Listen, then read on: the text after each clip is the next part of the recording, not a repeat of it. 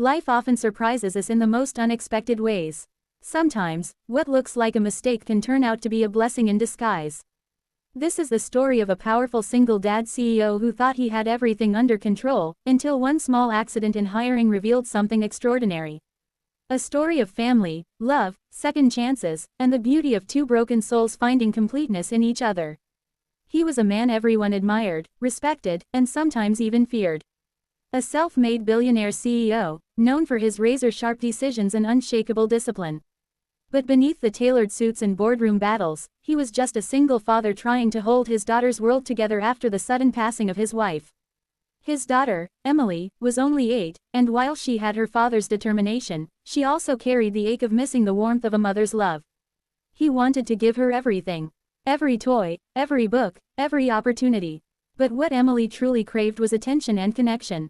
She had recently shown a deep interest in music, particularly the piano.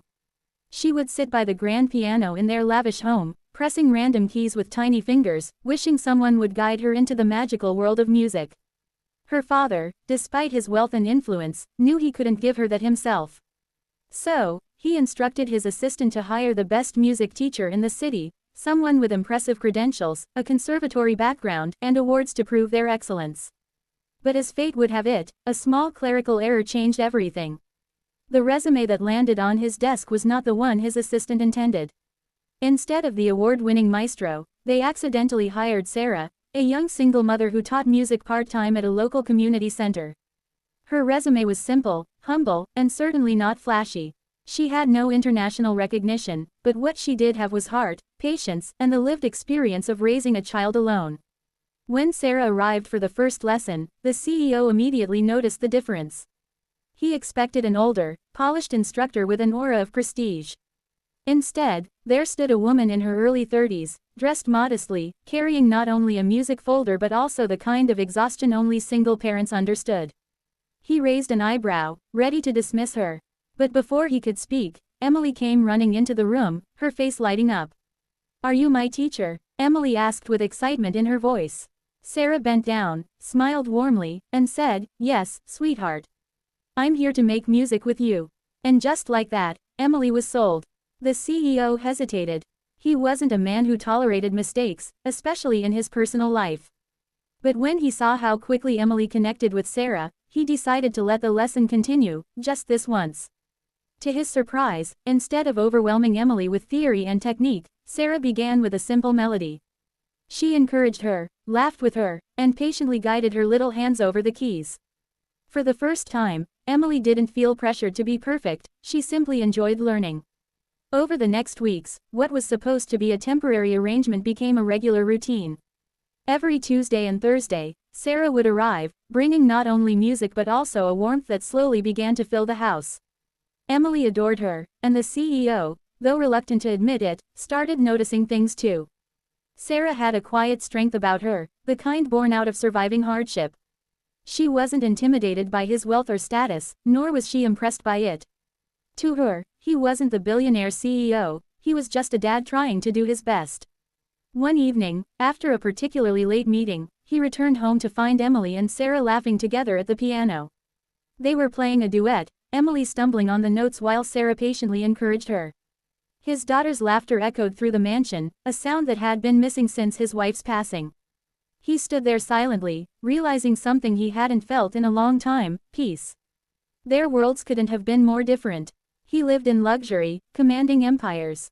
She lived in a small apartment, juggling multiple jobs to support her young son, Noah.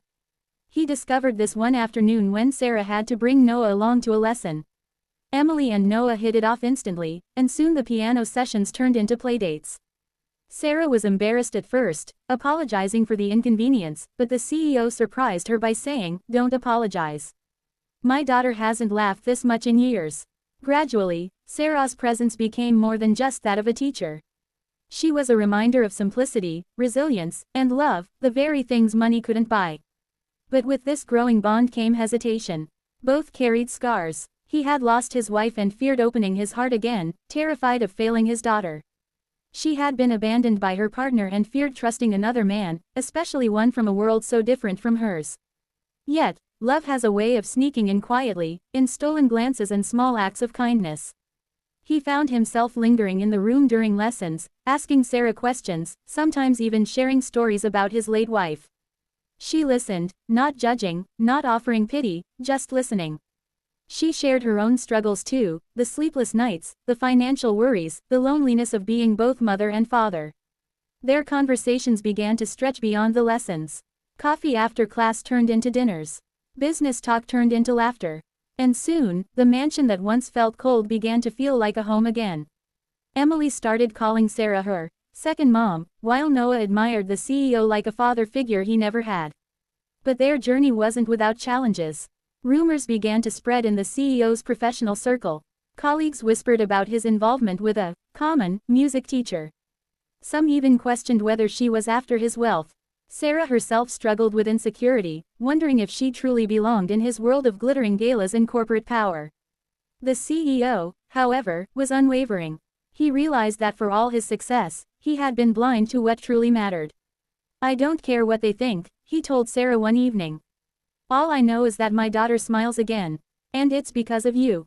In time, what started as an accident blossomed into something much deeper, a family. Sarah and her son became inseparable from Emily and her father.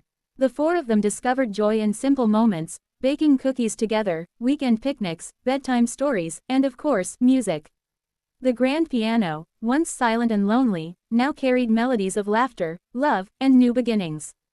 This story is not just about a CEO and a music teacher.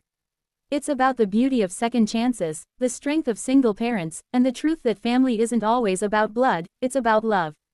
Sometimes, life's greatest blessings arrive disguised as mistakes.